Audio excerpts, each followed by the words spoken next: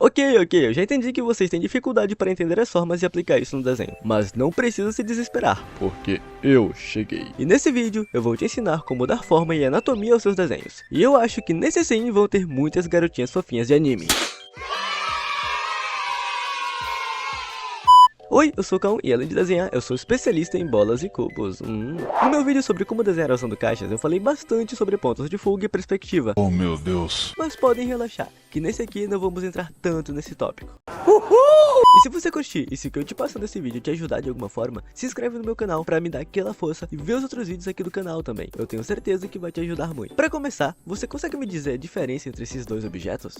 Se você disse que um é um quadrado e outro é um cubo, você acertou. Mas não é tão raso assim. Um cubo tem uma forma tridimensional, ou seja, ele tem laterais, superfícies, arestas, ele tem planos. E como um objeto tridimensional que tem planos, ele é afetado pela luz e projeta sombras, ou seja, ele é mais crível e próximo de um objeto real, tangível. No meu último vídeo, onde eu falei sobre as caixas e sobre as coordenadas que elas seguem, eu não fui tão a fundo para explicar sobre isso com todos os detalhes, então eu vou me redimir aqui. Olhem para essa caixa e imaginem que as linhas que vão até o lado esquerdo possam ser chamadas de X, as que vão para baixo de Y e as que vão para a direita de Z. E cada caixa que eu desenhar aqui, nessa perspectiva, deve seguir e se conectar a essas coordenadas. E claro, dependendo do quão virado está a sua caixa ou do seu ponto de vista, a caixa pode se ligar a diferentes pontos. Mas ainda assim, cada um dos planos sempre vai estar ligado a uma dessas três coordenadas, causando esse afunilamento, que é chamado de tapering. Mas não se apegue tanto aos nomes. Apenas entenda que cada linha sempre vai afunilar, e o que muda é o quão próximo ou distante dos pontos de fuga estamos. E sim, eu me distraí e comecei a desenhar um trenzinho, sorry. Ok, eu disse que não ia falar tanto sobre pontos de fuga, não que não ia falar. Mas já passou. Inclusive, o que me ajudou muito a entender melhor esses conceitos foi esse vídeo aqui, do Wellington Gomes com o Juve. Então se você quer se aprofundar mais no assunto, vai lá dar uma olhada no vídeo deles, que também é muito bom pra aprender sobre o assunto. Inclusive, o Wellington e Juve, que se qualquer dia vocês quiserem gravar aí, assim, tamo junto, né? Tipo assim...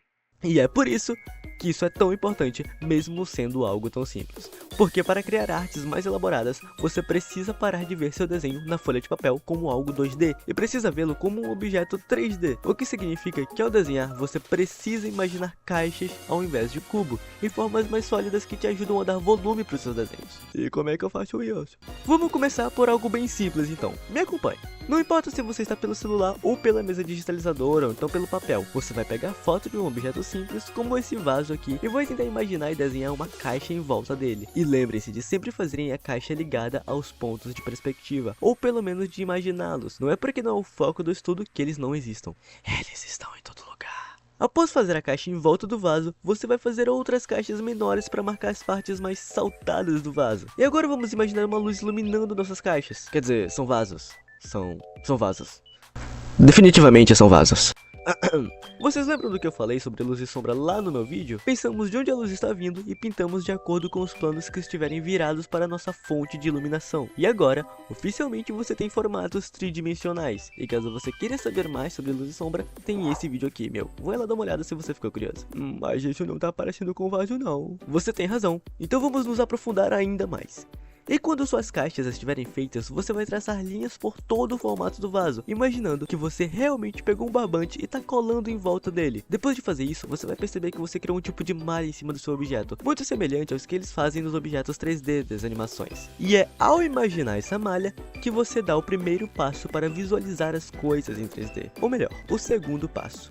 Você pode imaginar agora toda a luz que iluminou as caixas iluminando o vaso. E essas malhas que você fez agora no vaso podem se aplicar a qualquer coisa. Você imagina qualquer objeto simplificado em caixas e imagina uma malha em volta desse objeto. E não se engane achando que só dá para fazer isso com caixas. Na verdade, você pode fazer isso com qualquer forma geométrica simples de desenhar. Primeiro você imagina as formas, depois a malha por cima delas e então a luz.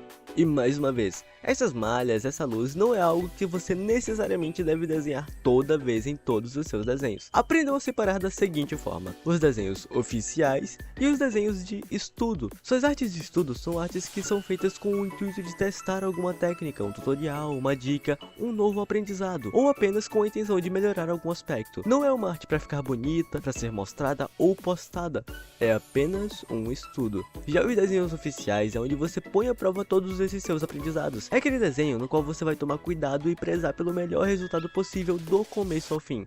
Eu conheço dezenas de artistas e dá pra separar principalmente os iniciantes entre aqueles que só estudam e os que só desenham. Os que só estudam são aqueles que todo dia estão praticando uma técnica nova, esboçando um rosto, um objeto, pintando alguma coisa, mas nunca finaliza nada.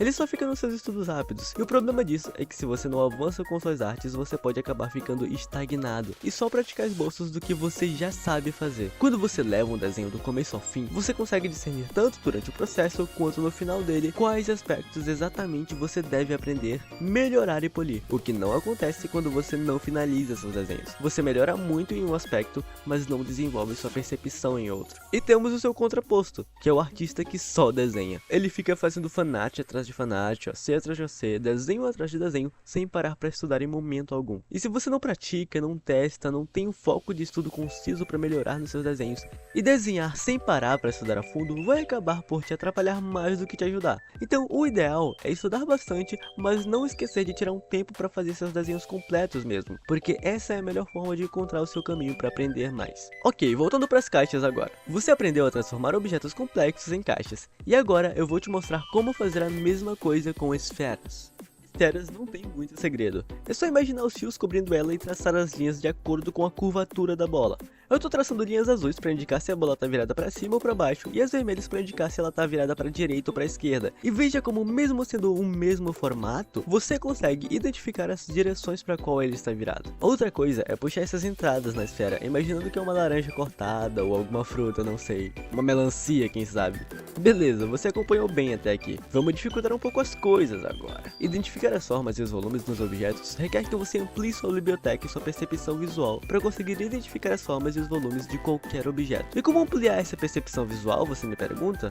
Bem, é aqui que a gente chega em um dos estudos de desenho que eu mais tenho curtido fazer. É basicamente a mesma coisa que você fez com os vasos, mas ao invés de vasos você vai usar formas, pessoas e composições mais complexas. Se você tá pelo papel, você apenas imprime a imagem, coloca uma folha por cima e garante que você tem uma boa iluminação. E se você tá para algum programa de desenho, você vai importar essas imagens para dentro do seu programa e vai criar uma camada acima dele. E com um pincel vermelho, você vai simplificar as partes do corpo com caixas e formatos geométricos sólidos, como esse retângulo para a cabeça e para o tronco, o trapézio para a pelve, o cilindro para os braços. Você usa essas formas por cima para começar a entender os planos de cada forma de cada pessoa que está sendo desenhada. E após isso, do lado você vai ocultar a foto real da pessoa ou a simplificação que você fez e vai tentar desenhar usando as formas que você já traçou. O ponto mais importante desse estudo é você entender bem o que você está fazendo e ver através dessas caixas. Se você apenas fizer isso e copiar por copiar, você não vai absorver todo o conhecimento que esses estudos têm para te passar. Receba a inteligência.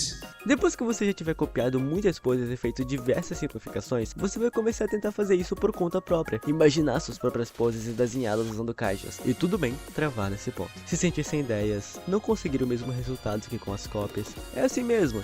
E por isso que essa etapa é tão importante, para que você consiga entender melhor e absorver tudo isso que você já praticou, para que você destrave. Então vamos lá. Primeiro você vai visualizar as formas básicas. Comece a observar o objeto ou o personagem que você quer desenhar. Tente enxergar as formas geométricas básicas que compõem o seu volume, como cubos, esferas, cilindros e cones. Por exemplo, a cabeça pode ser simplificada em uma esfera ou em um ovo, o tronco pode ser visto como um bloco retangular e os braços e pernas como cilindros. Imagine essas formas em 3D, considerando como elas se viram no espaço para ajudar você a construir o volume e o ângulo correto. Então, você vai aplicar caixas para os membros. Divida os braços e pernas em duas partes usando cilindros ou caixas alongadas para essas partes mais rígidas. Imagine essas formas em 3D, considerando que elas se viram no espaço para ajudar a construir o volume e o ângulo correto.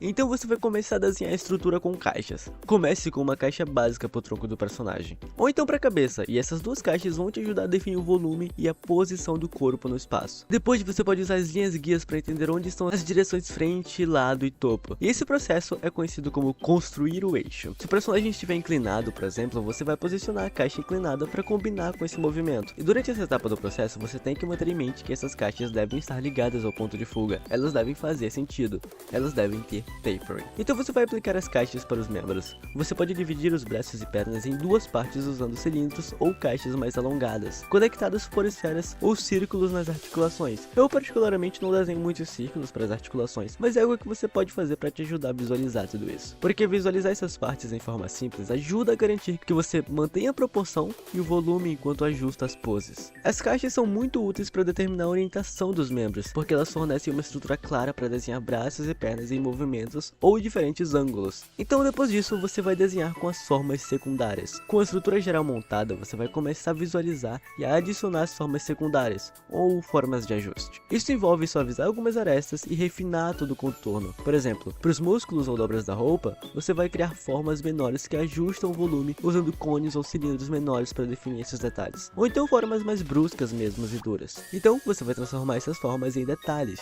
porque depois que as formas geométricas básicas já estão no lugar, você vai usar elas como base para definir todos os detalhes finais. Comece a trabalhar nas linhas de contorno e nos traços principais do desenho. A caixa do tórax, por exemplo, pode se transformar na estrutura do peitoral e das costas, e os cilindros das pernas e dos braços são ajustados para ganhar forma de músculos ou ossos. E você vai praticar sua visualização espacial de tudo. Pratique observando objetos do dia a dia e desenhando-os como caixas e cilindros simples. Isso ajuda a melhorar a percepção espacial e o entendimento de profundidade e perspectiva. E isso são coisas que você vai praticar ao longo de dias, semanas, meses. No desenho e na arte, tudo que você estuda, você vai estudar de novo e de novo. É uma espiral. Você sempre vai aprender mais quanto mais souber. Então, sem pressa, vai levando o seu tempo. E só depois que eu fui refazer as caixas e formas que eu perdi no meio desse processo de desenho, eu percebi que a perna direita dela ali estava numa posição meio desconfortável e não natural. Então já serviu de aprendizado e algo que eu vou consertar assim que eu tiver um tempinho. E esse foi o vídeo, eu espero que você tenha gostado. Se você curtiu, deixa um like, se inscreve pra ver mais e ver os outros vídeos aqui do canal também. Tchau!